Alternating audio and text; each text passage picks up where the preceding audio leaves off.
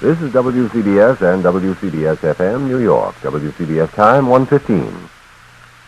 Are teenage girls more likely to become unwed mothers than they were several decades ago?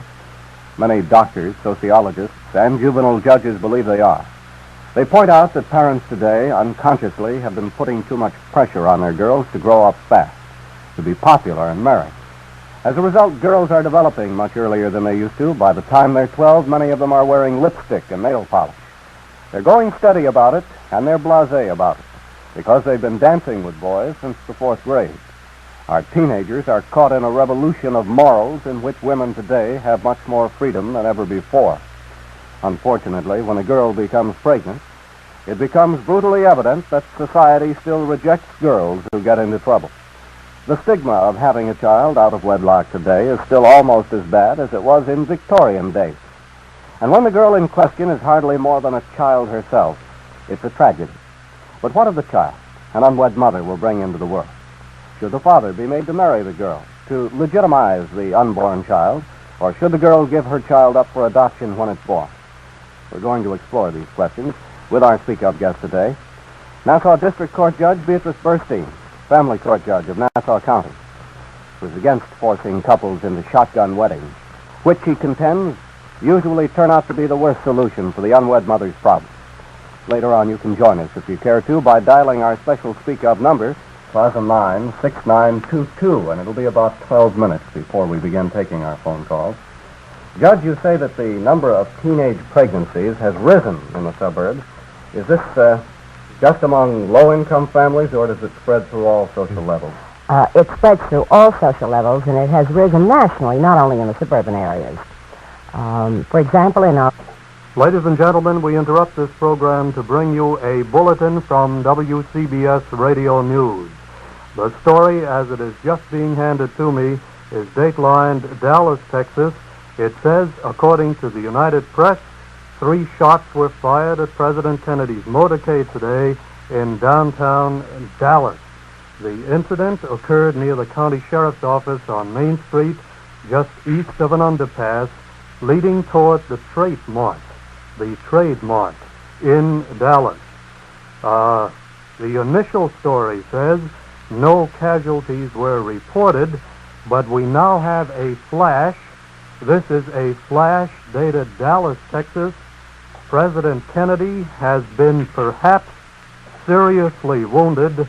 According to this flash from the United Press International, I am now handed a bulletin from the Associated Press which says that President Kennedy was shot today just as his motorcade left downtown Dallas.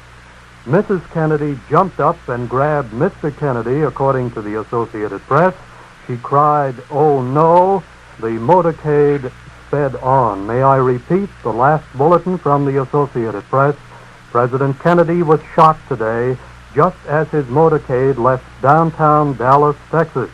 Mrs. Kennedy jumped up and grabbed Mr. Kennedy, crying, "Oh no," while the motorcade sped on. We are now waiting for additional details from WCBS-Radio News. The 2 wire services from which I have been reading are the United Press International and the Associated Press. The flash on United Press International indicates that the president was seriously wounded. The bulletin from the Associated Press tells us that the president was shot today as his motorcade left downtown Dallas. More information now from United Press International. President Kennedy and Governor John Connally of Texas were shot by an assassin's bullets today as they toured downtown Dallas in an open automobile. These are the additional details as they are now coming in to WCBS-Radio News from United Press International. Our full staff is prepared now to bring you additional information just as soon as it flows in, and we'll try to stay with you as the details occur. The president's motorcade in downtown Dallas. We now return to our CBS radio network for more information.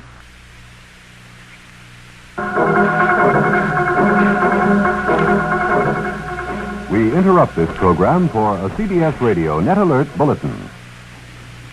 This is Alan Jackson reporting from CBS News headquarters in New York with a bulletin on an incident which just occurred in Dallas, Texas, where President Kennedy is visiting.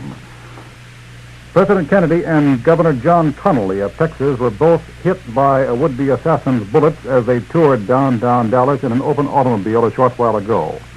That is the latest word that has just come in from Dallas on United Press International. The Associated Press in its first report says that President Kennedy was shot just as his motorcade left downtown Dallas. Mrs. Kennedy, who was riding with him, jumped up and grabbed Mr. Kennedy and cried, "Oh, no." The motorcade sped on. Riding in the same car with the president for this particular motorcade was Governor and Mrs. John B. Connally, the governor of the state of Texas. According to the last report, both the president and the governor were hit by the bullets. And now one more ad has come in. The president, his limp body cradled in the arm of his wife, was rushed to Parkland Hospital. The governor was also taken to Parkland. Clint Hill, a Secret Service agent assigned to Mrs. Kennedy, escorted the president into the hospital, and we are awaiting further word on his condition. We will repeat these details as they have come into us here in our New York News headquarters. A would-be assassin fired at the presidential automobile in Dallas a short while ago, hitting both President Kennedy and Texas Governor John Connally. President Kennedy was cradled in his wife's arms as the car sped off to Parkland Hospital in Dallas. Both the president and Governor Connally have been taken into the hospital for emergency treatment. An Associated Press photographer, James Alkin, said he saw blood on the president's head. He said he heard 2 shots but thought someone was shooting fireworks until he saw the blood on the president. The photographer, Alkin, said that he saw no one with a gun at the time. These are the details we have so far on this situation. We are awaiting further information that might come in by telephone or by the Press Association wires to our news headquarters here in New York. The president, as you know, was on a 3-day tour of the state of Texas. He flew down yesterday and was preparing to make an appearance and a speech today in Dallas before flying on to the state capital of Austin for an appearance this evening. We will repeat the information we have of now. Both President Kennedy and Texas Governor John Connally have been wounded by an assassin's bullet. We do not know the condition of either man. Both have been taken to Parkland Hospital in Dallas, Texas. This is the latest we have at our CBS News headquarters in New York. We now resume our regularly scheduled program. Well, obviously, Judge Burstein, we're not going to continue phone calls in view of that disturbing news. We will continue with our program. Complete news will be available at 2 o'clock when we once again join the CBS-Radio network for the complete news. As the developments break, we will join the network for any further development. Judge Burstein, as a judge who sees troubled individuals come into her court, as you have over the years, it would seem to me that there is a moral crisis that we're experiencing as a country. The symptoms are varied. Possibly we've seen one such symptom today. I should mention to our listeners that we are awaiting any further developments from Dallas, Texas. And for those of you who may have tuned in late, President Kennedy and Governor Connally of Texas were both wounded by an assassin's bullet just a short while ago. We do not, as of now, know the condition of our president. We are awaiting further developments, and of course, at 2 o'clock, we'll join the CBS Radio network for complete news details on this and the other stories of the day, although there is today only one story. From the WCBS newsroom, more on the attempted assassination of President Kennedy in Dallas. Mr. Kennedy and Governor Connally of Texas were shot from ambush today. It is not known yet whether either was killed. AP photographer James Alkin said that he saw blood on the president's head. Alkin said that he heard 2 shots, but he thought someone was shooting fireworks until he saw the blood on the president. Alkin said that he saw no one with a gun. Reporter Jack Bell, AP reporter Jack Bell, asked Kenneth O'Donnell, the presidential assistant, if Kennedy was dead, and O'Donnell gave no answer. Kennedy was reported taken to Parkland Hospital near the Dallas Trade Mart. Let's switch now to the CBS network for more details. We interrupt this program for a CBS-Radio Net Alert Bulletin. This is Alan Jackson reporting from CBS News headquarters in New York with more details on the incident which just occurred in Dallas a short while ago, where President Kennedy has been wounded by a would-be assassin.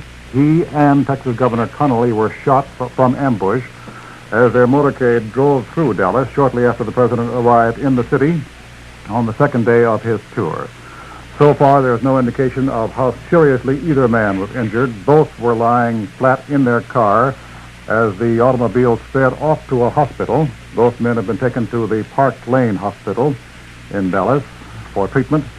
The incident occurred just east of the triple underpass facing a park in downtown Dallas. Reporters in the motorcade with the presidential party were about 5 car lengths behind the chief executive's car at the time. It has been difficult to tell immediately whether the First Lady and Mrs. Connally, who were riding in the same car, might have been injured. They were holding their husbands as the car rushed off to the hospital, and we are still waiting more details on just what went on there. Secret Service agents in a follow-up car quickly unlimbered their automatic rifles. They drew their pistols, but the damage had been done. One of our correspondents on the scene is now in contact with us, so let's switch now to news correspondent Dan Rather in Dallas. Dallas police have just confirmed that Texas Governor John Connally also was shot at the same time as President Kennedy, as the 2 men rode in the same car in a motorcade from downtown Dallas toward the Dallas Trade Mart, where President Kennedy was to have made a speech. Pandemonium broke out at the scene of the shooting as 3 shots emerged from somewhere in the crowd. The crowd along the route of the motorcade was 4 and 5 lines deep. At the time of the shooting, the motorcade was passing at least 3 buildings, more than 3 stories.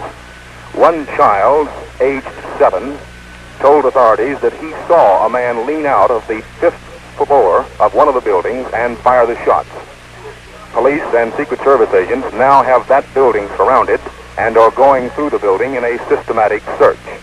Still, another witness at the scene said this man was an adult, said he thought he saw a man and a woman crawling along a walkway over the motorcade route, and that this adult said it was possible that that man and woman could have fired the shots. Dallas police say they have no information on the condition of either President Kennedy or Texas Governor John Connally. Several reporters who were in the motorcade said that Mr. Kennedy had blood on his head as he was taken into an ambulance and rushed to Dallas's Parkland Hospital, just a few blocks from the Trade Mart where he was to have made the speech. This is Dan Rather in Dallas, Texas.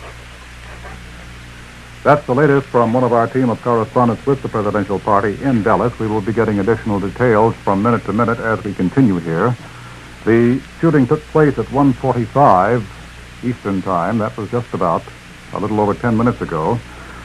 President Kennedy apparently was shot in the head. He fell face down in the back seat of his car, and there was blood on his head. Mrs. Kennedy, riding in the car with him, shouted, "Oh no," and tried to hold up her husband's head. Riding in the same car were Governor Connally and Mrs. Connally. Governor Connally also was hit. We have no information on how seriously either man has been hurt. Connally remained half-seated, but slumped to the left when he was shot. There was blood on his face and forehead. Both the president and the governor were rushed to Parkland Hospital near the Dallas Trade Mart, where President Kennedy was to have made a speech today. As you know, this was the middle day of his 3-day tour of Texas. He spoke in Texas last night. He arrived in Dallas only a short while ago, was to make a speech at the Trade Mart there in a short while, and then go on to the state capital of Austin for a reception and a fundraising dinner this evening. The shooting took place within minutes after the presidential party arrived in Dallas. There are no details on just how it occurred. Secret Service men and Dallas police, as we have heard from Correspondent Rather, have one building surrounded where they think the would-be assassins may have been located. Some of the Secret Service agents thought the gunfire they heard was from an automatic weapon fired to the right rear of the chief executive's car, probably from the grassy knoll to which motorcycle policemen directed their attention as they raced up the slope. And a late word, Texas Congressman Albert Thomas says he has been informed that both President Kennedy and Governor Connally are still alive after having been shot in an assassination attempt. That is the first word we have had to that effect. Congressman Thomas said he has been informed that President Kennedy and Governor Connally are both still alive after the shooting attempt a short while ago. Thomas, standing outside the corridor of the emergency room in which both the President and Connally are under treatment, said he has been told the President is still alive but is in a very critical condition. President Kennedy is in a very critical condition after the attempted assassination in Dallas, Texas, less than a quarter of an hour ago. The security police have the one building surrounded where, according to one report, the assassins may have been planning their ambush. There is one other report that a man and a woman were seen on a grassy knoll overlooking the motorcade route, and that perhaps that was the ambush spot. Details are still scarce. The situation was a turmoil, as would be understandable, immediately after the shooting took place. When the President was taken into the emergency room, a call was sent out immediately for some of the top surgical specialists in Dallas. As we mentioned a moment ago, the President was shot in the head. He fell back in his car, and blood could be seen on his head. And a call was also sent out for a Roman Catholic priest. This is the standard procedure in serious operations of this type, and is not to be taken as indicating the expected fate of the President yet. Our last report was that he and the governor are both still alive in the hospital emergency room after the shooting. The call has gone out for surgical specialists to treat the governor and the President. Congressman Jim Wright of Fort Worth says that both men were seriously wounded in the shooting, but that they are alive. Vice President Lyndon Johnson was in a car behind the President. There is no immediate indication that he was hurt. In fact, there's no indication at all of what might have happened to Johnson, since only the President's car and its Secret Service follow-up car went to the hospital in the initial drive. So there we have the situation as it exists at the present time. Assassins attempted to shoot and kill the President of the United States and the Governor of Texas a short while ago as the presidential motorcade drove through downtown Dallas shortly after the presidential party arrived in that city. The President and his wife and the Governor and his wife were both riding in the same car, the lead limousine of their motorcade, going to the Dallas Trade Mart where the President was to have made a speech beginning in just a few minutes from now. So this situation has dramatically brought the news that the President is in critical condition, seriously wounded, and so is the Governor. But both men are alive and being given treatment in the emergency ward of the Parkland Hospital in Dallas. And we are awaiting further details and further information on the condition of the men and on the possible apprehension of the would-be assassins. We're going to switch to CBS News correspondent Robert Pierpoint at Parkland Hospital in Dallas. Here is an eyewitness report of approximately what happened. The President's car sped directly to Parkland Memorial Hospital here at speeds up to 60 miles per hour. As the car pulled up, President Kennedy was bent over, motionless, with blood on his chest. Mrs. Kennedy was hovering over him, but he was lifted out of the car, and reporters noted that he was wheeled into the hospital. That is the last that any reporters have seen of him, as he disappeared on a stretcher, motionless, into the hospital. The latest information we have only is that human blood has been rushed into the operating rooms. We do not know whether it is for the President or for Governor Connolly, both of whom are reported to be in serious condition. This is Robert Pierpoint at Parkland Memorial Hospital in Dallas. Here in New York, the New York stock exchanges have closed early for the day because of the shooting of President Kennedy. In Washington, the Senate recessed pending developments. As word reached the Capitol there that the president had been shot in Dallas, the House was not in session at the time. Senator Mansfield, the Democratic leader, made the motion to recess at 4 minutes before 2 Eastern Time.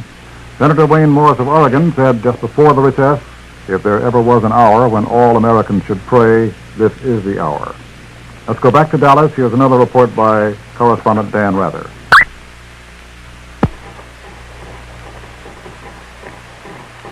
The Dallas County Sheriff's Office reports it has arrested a 25-year-old suspect, a man suspected of possibly being connected with the shooting of President John Kennedy and Texas Governor John Connolly.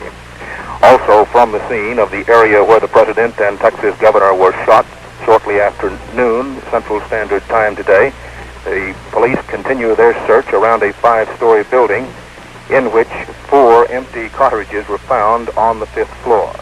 Another report from the scene of the shooting seems to confirm that one Secret Service agent was killed at the same time President Kennedy and Governor Connolly were shot. This is Dan Rather in Dallas, Texas. We are gathering details on a tragic story that has occurred in today's American history, where the President of the United States and the Governor of the state of Texas have been shot and seriously wounded, apparently, in an assassination attempt in downtown Dallas. There is an unconfirmed report that Vice President Lyndon Johnson had been wounded slightly. One spectator said he saw Johnson walk into the hospital holding his arm, and a short while ago, Mrs. Johnson was escorted by Secret Service agents into the emergency room where the President is. Police say they do not know whether the Vice President was in that room at the time. But now we have this latest report, an unconfirmed one, that the Vice President Johnson was wounded slightly. Let's switch now for news from the nation's capital as we switch to news correspondent Wells Church on Capitol Hill. Well, of course, Washington was probably hardest hit by this startling news. And oddly enough, by coincidence, the president's brother, Senator Ted Kennedy, was the presiding officer of the Senate when they learned of the shooting. Actually, he was calmly signing his name to a series of group photographs for visitors when an aide came running in with the word from Dallas. Well, most of the senators looked up, of course, obviously angry at the interruption, and the aide ran to Kennedy's chair. The senator threw down his pen, and the pictures scattered all over as he ran for the door. And the same aide ran from senator to senator telling them the news. They'd just been discussing the proposed extension of aid to rural libraries. Minority Leader Dirksen put his hand to his heart. Senator Wayne Morris of Oregon, who had been leading the discussion, well, he walked a few steps and he stopped and he turned, and then he ran straight for a side door. Others in the chamber at the time included Senator Mansfield and Senator Symington of Missouri and Senator Randolph of West Virginia, all gathered at Dirksen's desk for a moment, and then they all fled the chamber. Reporters crashed over each other in a dash for the doors. The usual scattering of tourists, no more than 100 were left. Everyone completely stunned. At the moment, the Senate when I came in, the Senate was in recess on the call of the chair, but Roger Mudd, CBS News correspondent on Capitol Hill, has some later news than that. Roger? The Senate has just gone back into session at the call of Majority Leader Mansfield, and when I left the floor just a moment ago with the ringing of the bell summoning the senators back, Senator Dirksen said the intention was for the chaplain of the Senate, Frederick Brown Harris, to lead the Senate in a prayer, and then the Senate would go out adjourning to await again the call of the chair. After Senator Teddy Kennedy quickly left the presiding officer's chair, his place was taken by Senator Spessard Holland of Florida. The Senate at that moment was in the midst of a quorum call. The quorum call was suspended. Senator Mansfield got unanimous consent on 2 pending pieces of legislation, and then the House went into recess. Very quickly, senators came flocking in from the cloakrooms, from their offices, from the restaurant down below. And in the back of the Senate chamber, along the corridor that backs the chamber, are two wire service machines, and that very quickly became the center of activity. As I went through, I noticed that one, Senators Inouye of Hawaii, Symington of Missouri, and Gore of Tennessee. Over at the other wire machine was Harry Burridge, Bob Bartlett from Alaska, Stephen Young of Ohio, Herman Talmadge of Georgia, Dick Russell of Georgia, Ken Keating of New York, and Dick Russell was reading aloud to the assembled senators the news that kept coming in paragraph by paragraph from Dallas.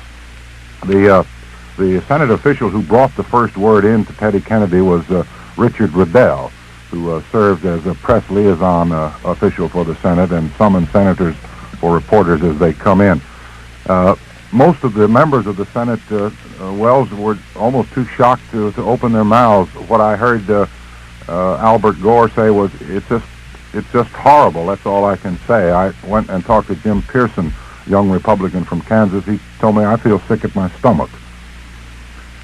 Many of the senators came rushing here to the Senate radio gallery, expecting to find later news here than they might even on that wire. Senator Curtis, for example, rushed in. Actually, his face was flushed. He was chomping on a cigar, and of course, we weren't able to tell them any more than you, the audience, have already heard. CBS newsman David Schumacher was in the gallery at the time that Senator Kennedy was told of the difficulty in Dallas. Were there any other impressions you got? Oh, I'm sorry. Well, we had to send him away. We're trying to have Dave. Ladies and gentlemen, the President of the United States is dead. John F. Kennedy has died of the wounds received in an assassination in Dallas less than an hour ago. We repeat, it has just been announced that President Kennedy is dead.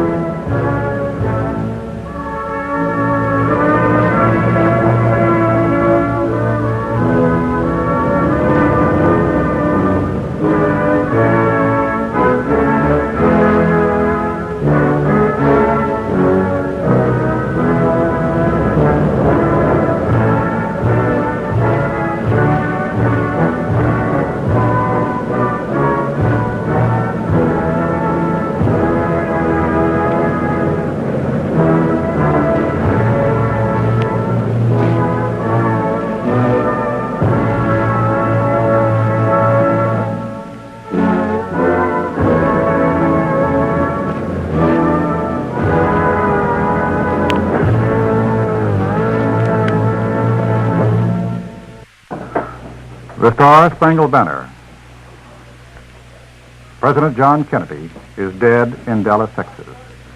He was shot by an assassin's bullet less than an hour ago, and now the official word is that he has died from those wounds that he suffered from the assassin's gun as he drove through the streets of Dallas. President Kennedy is dead. Our new president is the Vice President Lyndon Johnson. For a moment, a brief biography on our president from my colleague Dallas Townsend. Alan, Mr. Kennedy was the youngest president ever elected to office in the United States, and he was the first Roman Catholic president in the history of this country. Mr. Kennedy was born May 29, 1917, in Brookline, Massachusetts. He was the second of 9 children born to Joseph P. Kennedy, a financier and ambassador to the court of St. James. During his school years, the president attended the London School of Economics, and he graduated with honors from Harvard University.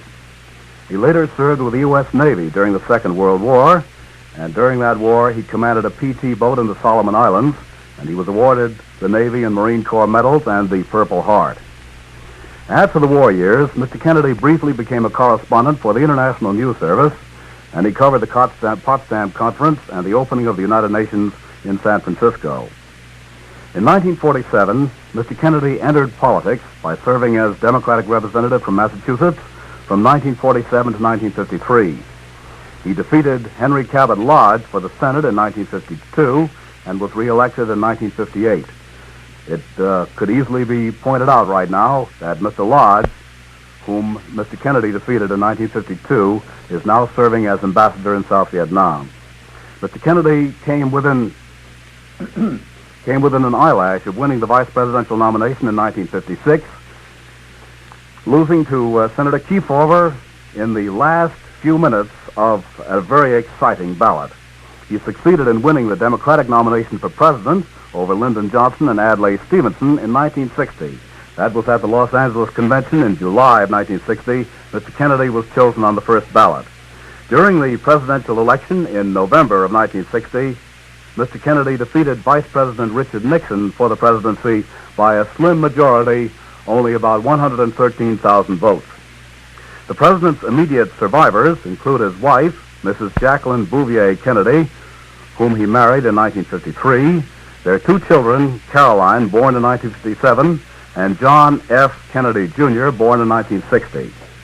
Mr. Kennedy was the author of Why England Slept, which was published in 1940, and Profiles of Courage, which was published in the late 1940s and which won him a Pulitzer Prize.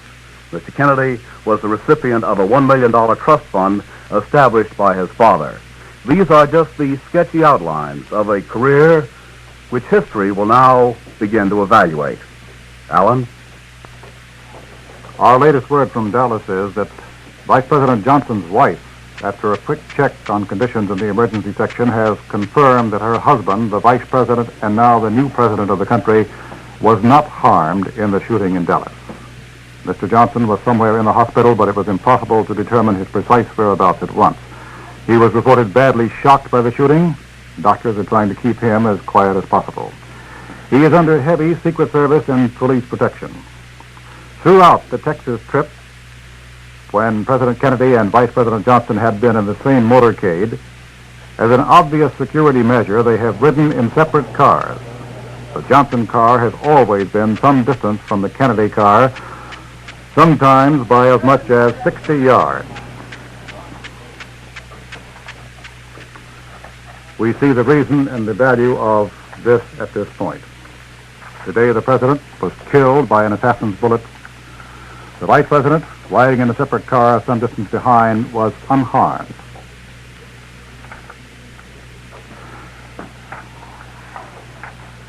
Here again is Dallas Thompson. Alan, it might be interesting to recall at this point the savage struggle which Mr. Kennedy and Senator Johnson, they were both senators at that time, fought for the Democratic presidential nomination in Los Angeles in 1960. They went right down to the wire, but at the end, after Senator Kennedy had won the nomination, the vice president offered his full support, and the first move that Mr. Kennedy made after getting the nomination was to ask Senator Lyndon Johnson, then the Senate Majority Leader, to be his vice presidential candidate. And this is what has happened now. I recall those days as well as you do, Dallas, out there, and that, as I understand, it took a good deal of persuasion to get Mr. Johnson to accept the post at that particular moment. I believe it did. As a matter of fact, Senator Kennedy, after winning the nomination, went around to see Senator Johnson the morning after at his hotel, and they spent a long time in conference together. And finally, as a result of that meeting, Senator Lyndon Johnson decided to leave his post as the Majority Leader in the Senate and lend his support to the ticket. And ironically, as many observers have pointed out since then, it was the support that Lyndon Johnson gave to the president in 1960 which enabled the president to win Texas by a slim 43,000 votes, the state in which he was killed today. Our late report from Dallas is that two priests who were with the president came out to report that he did die of the bullet wounds. President Kennedy killed by an assassin in Dallas, Texas. There are other little items of history and coincidence that will keep popping up throughout the day and for some time. Senator Lodge, now Ambassador Lodge, whom you mentioned a moment ago, is back in this country from his post in Vietnam and had a date to confer with Mr. Kennedy in Virginia Sunday morning. I think we might also point out, Alan, that Lyndon Johnson worked very closely with the president throughout the last 3 years. Mr. Kennedy kept him constantly informed. He was a member of the National Security Council. He was the chairman of the National Space Agency and the Space and Aeronautics Administration, and he was fully posted at every turn on the details of administration policy. There has never been any sign of friction at all between President Kennedy and President Johnson. Everything has always indicated that they work together as a smoothly running Democratic team, and perhaps this will now pay off in what has happened.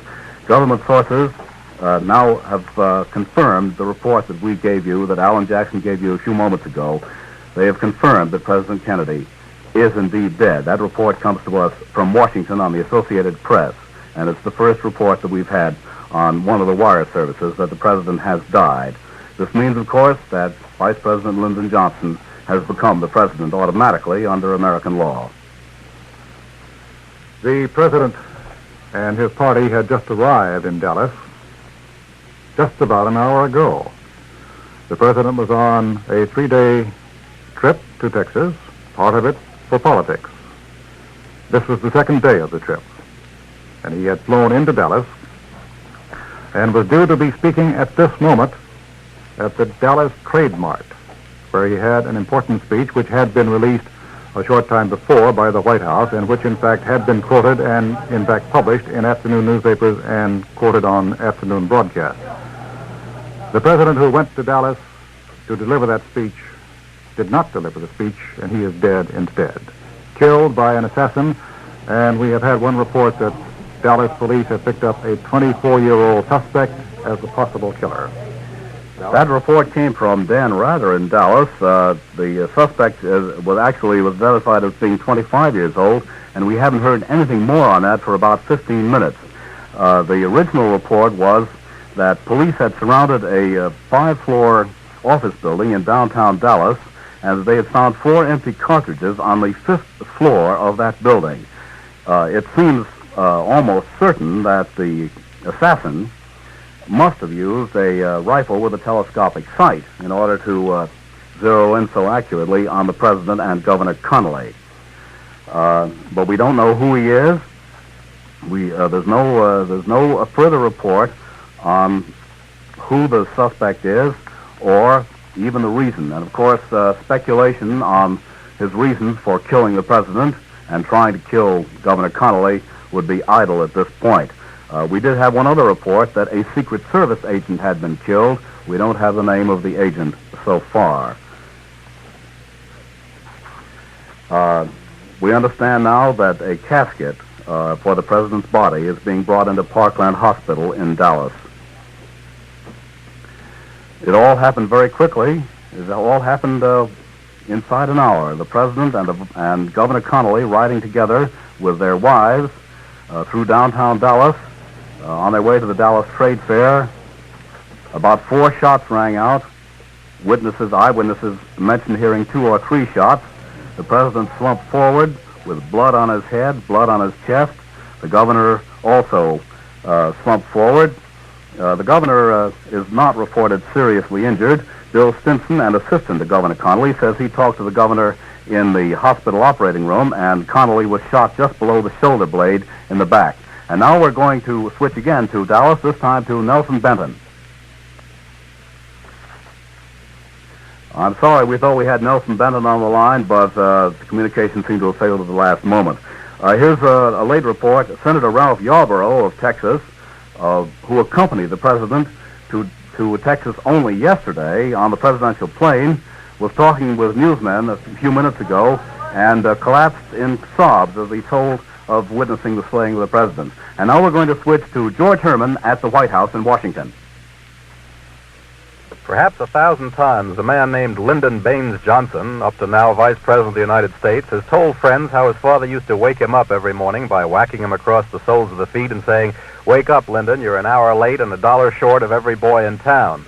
Now Lyndon Johnson is 55 years old, and he's still inclined to worry whether he's still an hour late and $1 behind every other boy in politics. Johnson is a big man, but without the easy self-confidence that many big men have. He's a worrier, constantly worrying about his position. Is he doing right? Is he still in the right position, strategically, tactically, politically? It's a symptom of this uncertainty that all the time he was running the United States Senate as Senate Majority Leader with an efficient and iron hand, he kept in his 3 big offices 3 big full-length paintings of himself, mostly opposite his desk, where he could glance up any time and see himself slightly larger than life. Johnson is a conscientious man. He ran the Senate with rigid control, but let everybody have his say. Let everybody argue for his point of view on the floor of the Senate, and seldom, if ever, shut off debate or parliamentary maneuverings without consulting all hands. He ran things in the Senate, but he ran them without riding roughshod over the opposition, except in the usual way, rounding up the votes and beating them decisively in the vote. Lyndon Johnson has often been accused by liberals of being the Southern conservative in President Kennedy's official family. But he came to Washington as a strong New Dealer, so strong a supporter of Franklin D. Roosevelt that the president brought him here in his official yacht, and Johnson and Roosevelt consulted constantly on ways and means of getting Roosevelt's legislation through the Congress. Only more recently has he come to be considered as a conservative, mostly by those liberals who wanted a stronger civil rights bill passed than Johnson thought could pass the Senate. Johnson is the kind of man who sees no sense whatsoever in fighting for a bill when you cannot muster the votes for it. He thinks it's just plain idiocy to make a stand for the record, to make an issue, when you don't have actually the votes that can be counted to put the bill through. And so, for this reason, he has very often been considered as a conservative, more conservative than he actually is. Also, for political reasons, he has sometimes taken a more conservative stand simply by keeping quiet on liberal matters. Lyndon Baines Johnson, 55 years old. He's had 1 heart attack several years ago. It was discovered by his friend, Senator Clinton Anderson. He took care of himself and was able to actively campaign for the vice presidency in the last election, actively, energetically, perspiring profusely through the heat, but fighting all the way for his man, John Kennedy, to become the President of the United States. Lyndon Baines Johnson, 55 years old, now the next in line, the next in the spotlight. This is George Herman in Washington, returning you now for the latest to Dallas Townsend in New York. Well, the latest we have here, George, simply is that the president is dead. He died 41 minutes ago at 2 p.m. New York time, 1 p.m. Central Standard Time in Dallas, Texas. Just a few minutes, about half an hour after he had been shot, mortally wounded, by an assassin who must have used a rifle with a telescopic sight to attack both him and Governor Connally. Eyewitnesses say that 3, possibly 4 shots rang out. The president slumped forward in his limousine. The car was rushed to Parkland Hospital, but it was too late. The latest we have from the Associated Press is that Mr. Kennedy lived about an hour. I think it was a bit less than that. Lived about an hour after a sniper cut him down as his limousine left downtown Dallas. And the mantle of the presidency has now automatically fallen on the vice president. Police in Dallas have found a foreign-made rifle. Sheriff's officers are questioning a young man picked up at the scene. This must be the 25-year-old suspect mentioned a few moments ago by correspondent Dan Rather, who is in Dallas. The name of the man has not been made public, nor has the name of the Secret Service officer who apparently was shot and killed at the same time that the fatal attack was made on President Kennedy. Lyndon Johnson, although he has not yet taken the oath of office, is now, at the age of 55 years old, the 37th President of the United States. Dallas, I think we might emphasize here that the Vice President was not injured in the shooting today. There had been one report earlier that he might have been injured slightly, that he had entered the hospital holding his arm. Vice President Johnson's wife, after a quick check on conditions in the hospital, said that her husband was unharmed. He was not shot. And again, we note that throughout this Texas trip, when the President Kennedy and Vice President Johnson had been in the same motorcade, as an obvious security measure, they have ridden in separate cars. The Johnson car has always been some distance from the Kennedy car, sometimes by as much as 60 yards. Incidentally, to remind our listeners and our stations along the network The CBS radio network will program continuously on the story of the death of President John Kennedy and subsequent developments until further notice. We are continuing to get details and more information from Dallas, the scene of the shooting, and reaction is beginning to pour in from all parts of the world. We've already had a cable from some of our overseas correspondents. Dan Shore cabled from Bonn that the new Chancellor of West Germany, Erhard, who had been scheduled to fly to Washington Sunday to confer with the President, is automatically canceling his visit, even though he had not at the time received official notification of the President's death. Alan, one of the many ironies in this situation is that the assassination of President Kennedy occurred at a time when there were rumors, and former Vice President Nixon mentioned them, that the President might decide not to have Vice President Johnson run with him on the ticket in 1964. And now we're getting more information from the scene of the area, and for that we're going to switch to the radio network pool at the Dallas Trade Mart.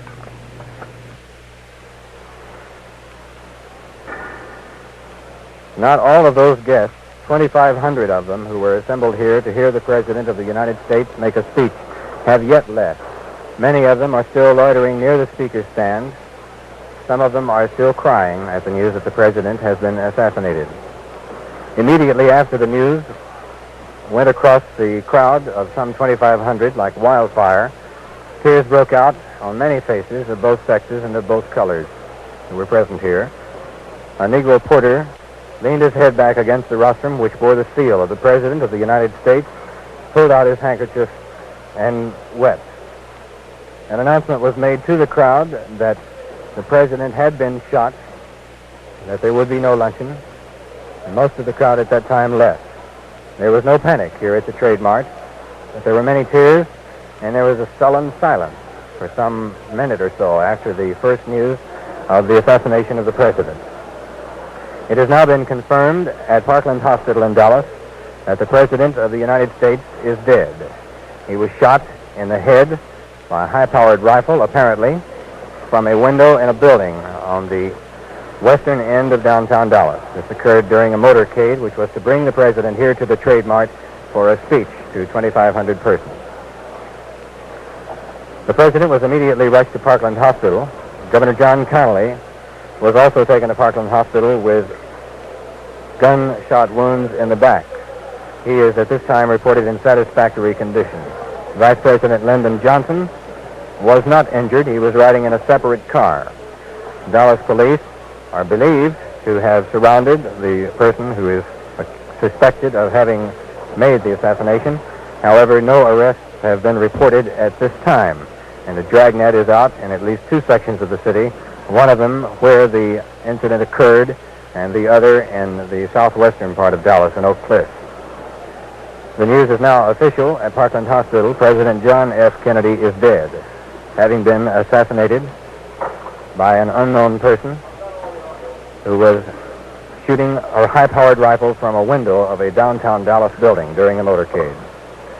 Here at the Trade Mart, at first, most of the 2,500 guests who were gathered to hear the President were not aware of what had happened.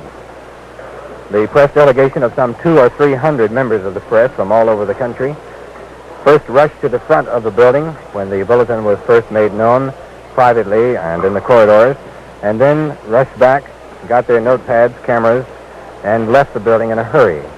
Most of them have gone to Parkland Hospital, where the President has just been reported to have died at about 1 p.m. Central Standard Time.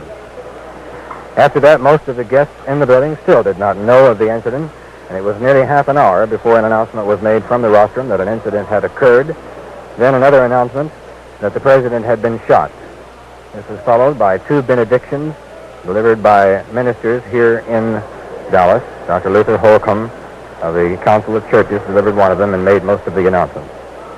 Then people left, and the noises you hear now are of the porters and waiters picking up what is left of a luncheon that never occurred in honor of the President of the United States. It is not known just when Lyndon Johnson, the Vice President, will be sworn in as the new President of the United States.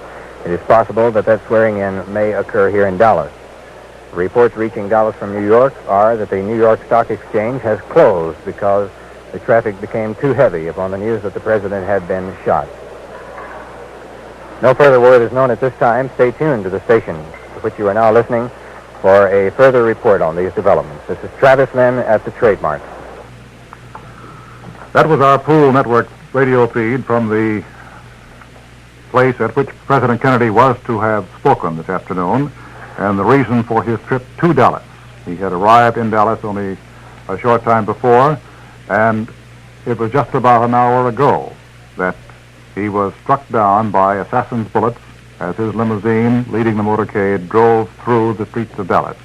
The president and Governor Connolly were both hit by the bullets of a high-powered rifle fired from a fifth floor of a downtown office building.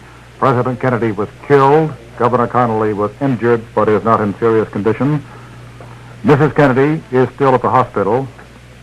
She was not injured. She was not shot in the assassination attempt and in the assassination of her husband. A White House spokesman refused to comment on her condition. Vice President Johnson is under heavy guard and was whisked from the hospital by White House officials. President Kennedy was shot in the right temple. The White House medical officer, Dr. George Berkeley, said it was a simple matter of a bullet right through the head. The shooting occurred as the president and his wife, riding with Governor Connolly and Mrs. Connolly, were riding in the White House bubble-top limousine through a crowd of 250,000 people in downtown Dallas. Ironically, the bubble top on the limousine was down for the trip through the streets of Dallas. For that reason, there was nothing guarding the president from the bullets that were fired by the assassin with his high-powered telescopic rifle from his ambush position on the fifth floor. The horror of the assassination was mirrored in an eyewitness account by Senator Ralph Yarborough of Texas, who had been riding 3 cars behind the president. He said, "You could tell something awful and tragic had happened." His voice broke, and with his eyes red-rimmed, Yarborough said, "I could see a Secret Service man in the president's car leaning on the car with his hands in anger, anguish, and despair. I knew then something tragic had happened." Yarborough had counted 3 rifle shots as the presidential limousine left downtown Dallas through a triple underpass. The shots were fired from above, from one of the buildings, as we have since learned. One witness, a television reporter, Mal Couch, said he saw a gun emerge from an upper story of a warehouse, commanding an unobstructed view of a presidential car. The president was the first president to be assassinated since William McKinley was shot in 1901.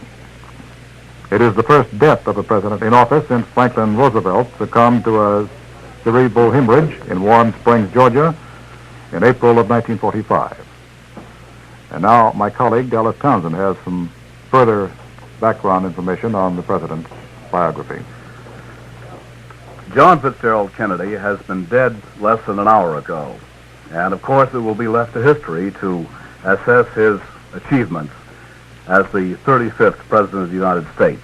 He began by dedicating himself to 2 important goals: survival of liberty at home and peace in a world shivering in an uncertain balance of terror. He invited the communist world to join in a new beginning of the quest for peace before what he called the dark powers of destruction unleashed by science engulf all humanity in planned or accidental self-destruction. Let us never negotiate out of fear, but let us never fear to negotiate. That was perhaps the best-known sentence in Mr. Kennedy's inaugural address, which he delivered in freezing temperatures in Washington on January 20th, 1961. And if there can be any keystone or hallmark of his administration, it can be said that that was the keystone. Mr. Kennedy suggested that both sides explore what problems unite us instead of belaboring the problems that divide us. Let both sides, he said, for the first time, formulate serious and precise proposals for the inspection and control of arms, and bring the absolute power to destroy other nations under the absolute control of all nations. And the President, in that inaugural address, which those of us who heard it will never forget, appealed to both sides to make use of scientific wonders rather than scientific terrors. In that speech, which he never delivered at the Dallas Trade Fair, and the text of which has been made public, the President lashed out at those who he said confuse rhetoric with reality. Mr. Kennedy would have said, and he did say in the advance text of his speech, in a world of complex and continuing problems, in a world full of frustrations and irritations, America's leadership must be guided by the lights of learning and reason, or else those who confuse rhetoric with reality and the plausible with the possible will gain the ascendancy with their seemingly swift and simple solutions to every world problem. That was just an excerpt from the speech that Mr. Kennedy would have made this afternoon in Dallas and was about to make when he was struck down by an assassin's bullet. Francis Cardinal Spellman of New York, who was in Rome for the Ecumenical Council, has just said that he was shocked and grief-stricken to hear of President Kennedy's death. Cardinal Spellman, of course, is an old friend of the president and his family. Mr. Kennedy, during the years that he was the president, again and again put the communist bloc on notice that he intended no softening of American purpose. Let every nation know, he said, whether it wish us well or ill, that we shall pay any price, bear any burden, meet any hardship, support any friend, or oppose any foe in order to assure the survival and success of liberty. Mr. Kennedy said the United States did not dare tempt the adversary nations by allowing itself to be weak. Only when our arms are sufficient beyond doubt, he said, can we be certain beyond doubt that they will never be employed. And while he said he knew that neither he nor anyone else of his time would live to see a new world of law that he envisaged, the president suggested that a start be made toward achieving a beachhead of cooperation in the jungles of suspicion. Mr. Kennedy wrote that eloquent inaugural address himself. In it, he said that the American people could bring to the cause of freedom an energy, faith, and devotion which would light the nation and set up a glow that can truly light the world. The president died before the world could really be lighted.